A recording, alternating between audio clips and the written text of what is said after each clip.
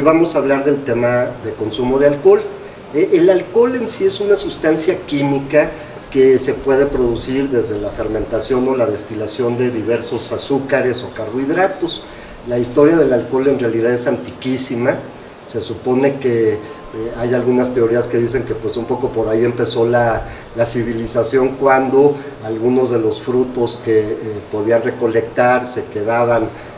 por ahí fermentándose y producían bebidas con algún contenido de alcohol, pues generó que eventualmente se cultivaran esas frutas o esos granos. Y quizá uno de los ejemplos más antiguos sea Egipto, donde pues la cerveza ya era una bebida de uso común.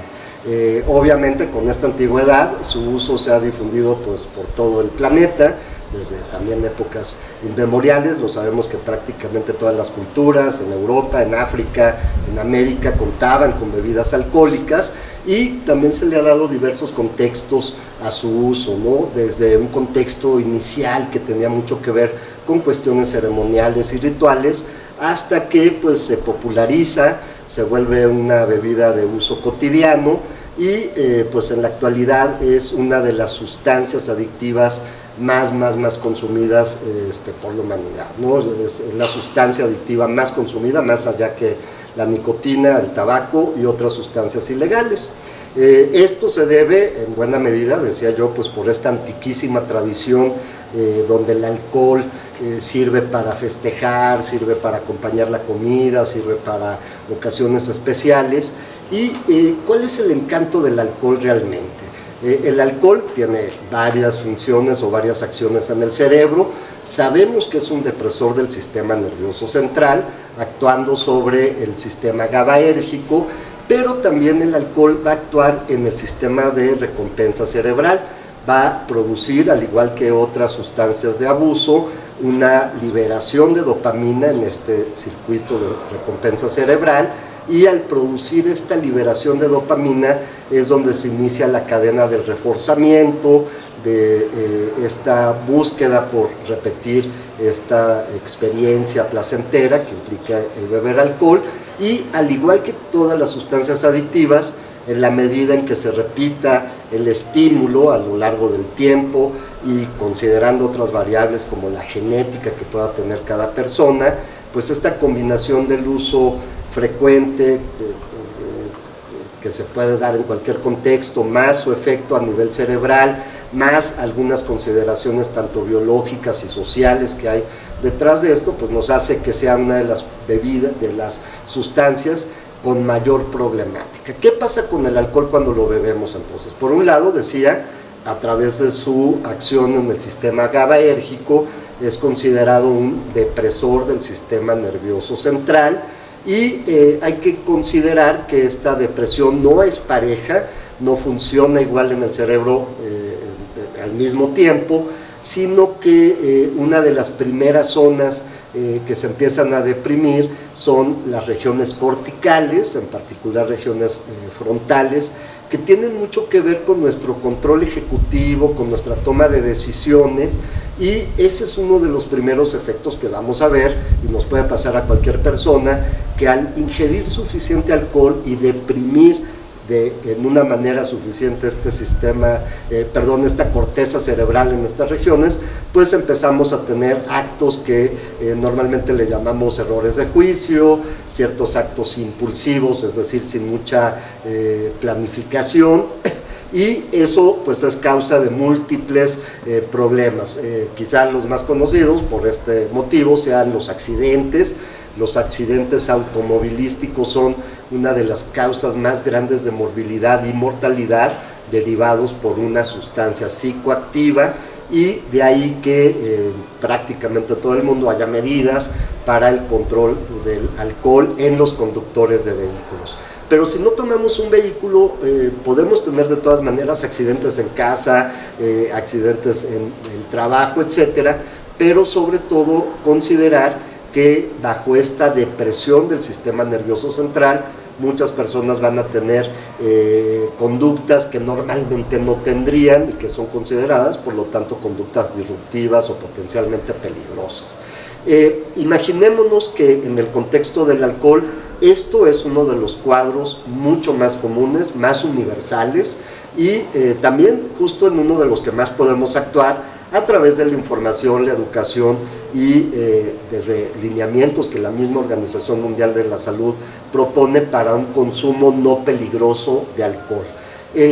Pero vamos a hablar qué más pasa, ¿no? Si una persona, vamos a hablar de un personaje hipotético, que puede ser un hombre, puede ser una mujer, aunque hay algunas variaciones en uno y otro, si esta persona está consumiendo alcohol con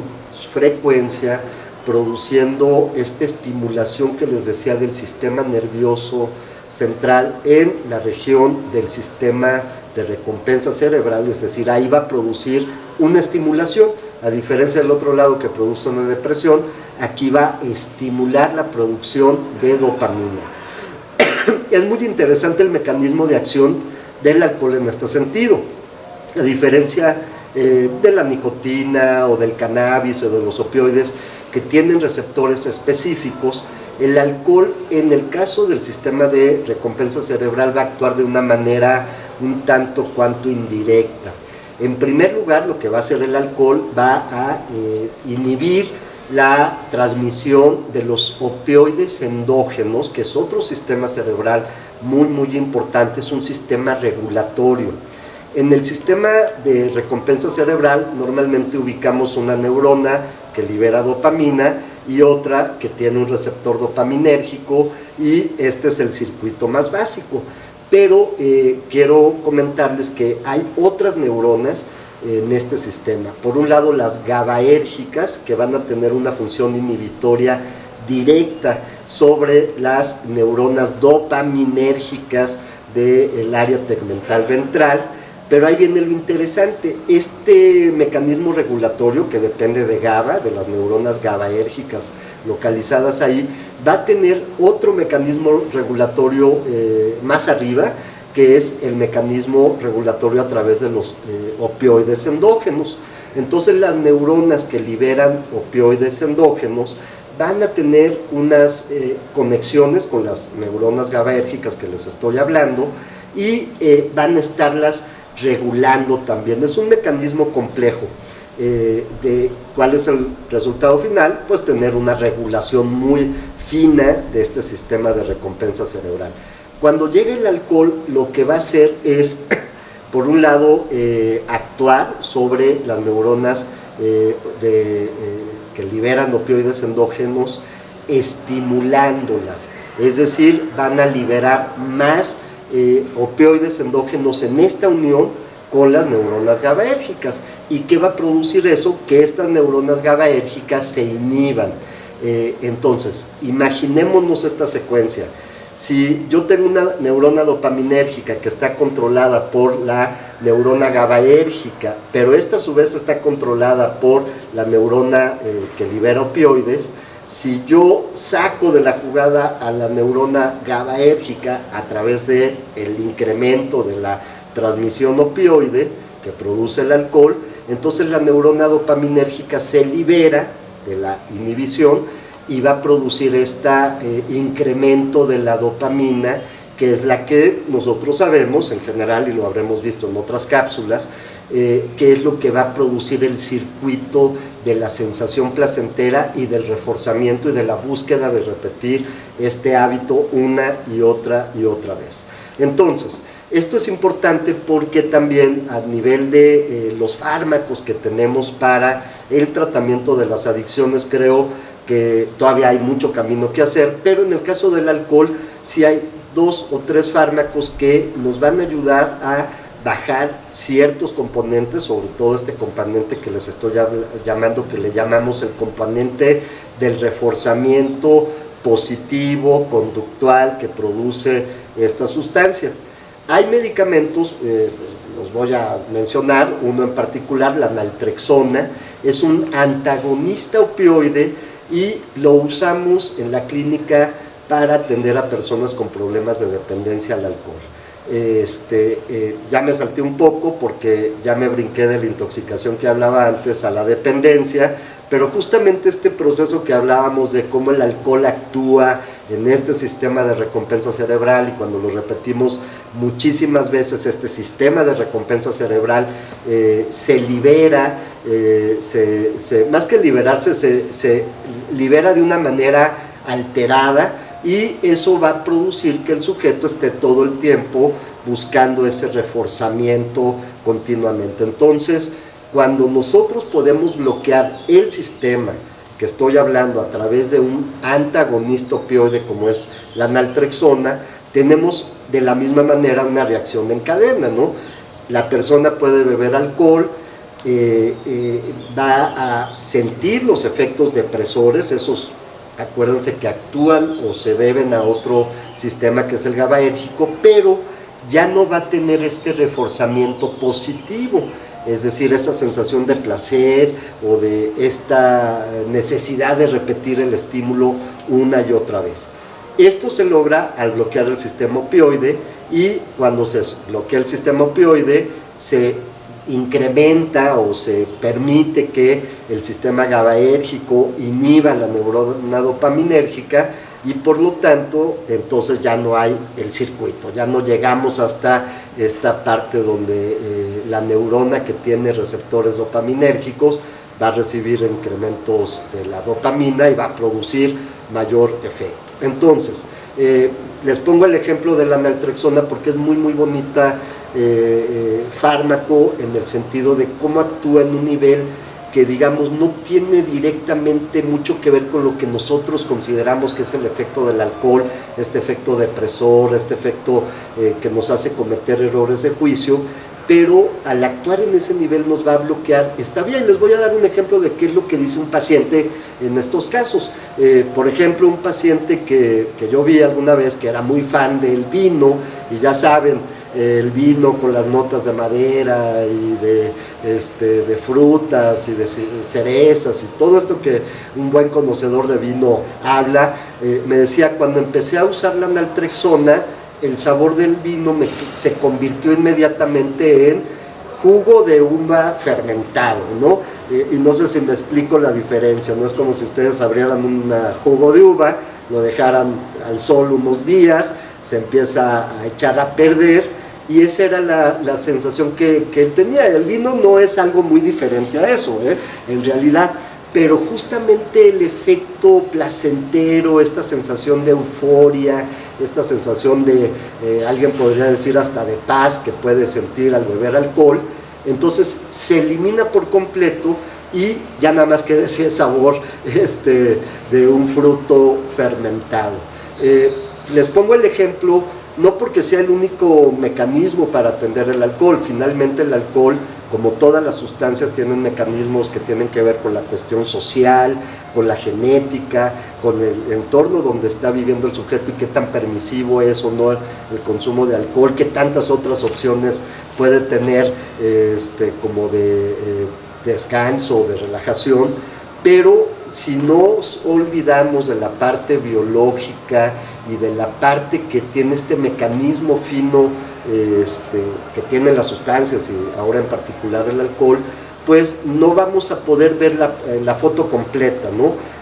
¿Por qué una sustancia como el alcohol puede producir adicción, inclusive en algunos modelos animales, donde ya no tenemos esta parte social o la presión de los pares o la mercadotecnia de la industria, ¿no? Siempre debemos de recordar esto.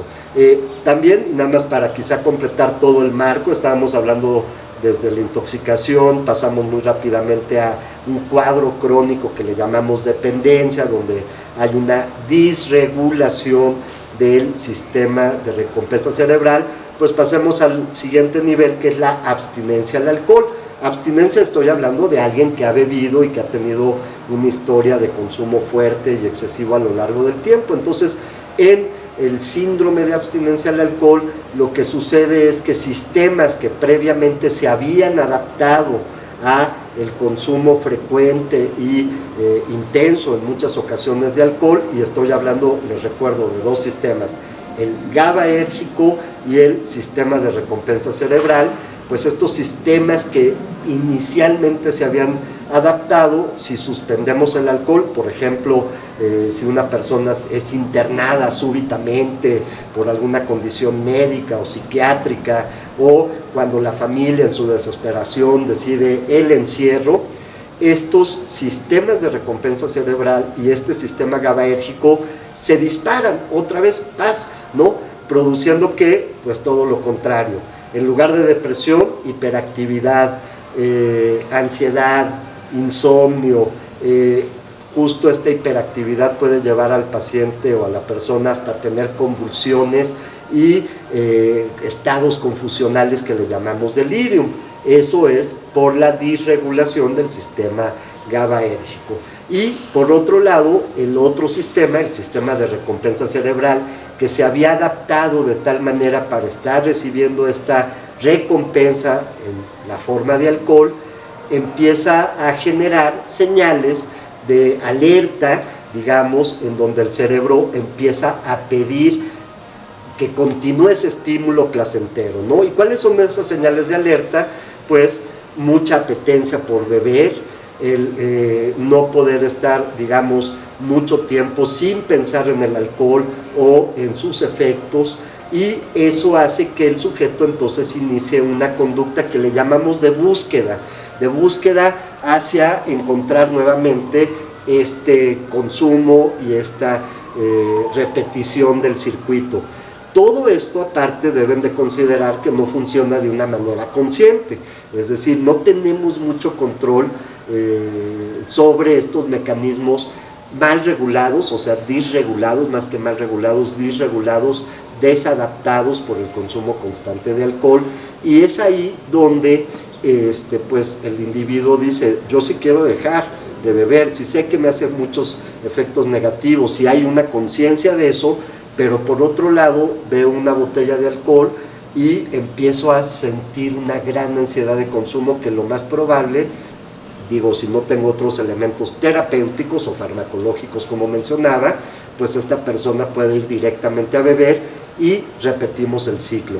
Para también recordar que el ciclo adictivo, llamado así porque es como un ciclo donde hay consumo, abstinencia, apetencia, consumo, abstinencia, apetencia, pues en la medida en que repitamos más y más este ciclo, la persona va a ser más y más dependiente, fisiológicamente hablando, de la sustancia. Entonces,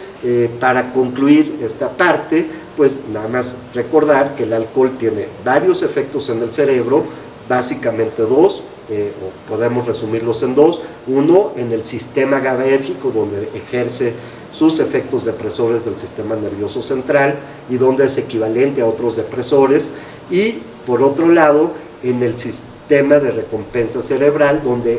ahí lo que va a producir es una estimulación o una activación de las neuronas que liberan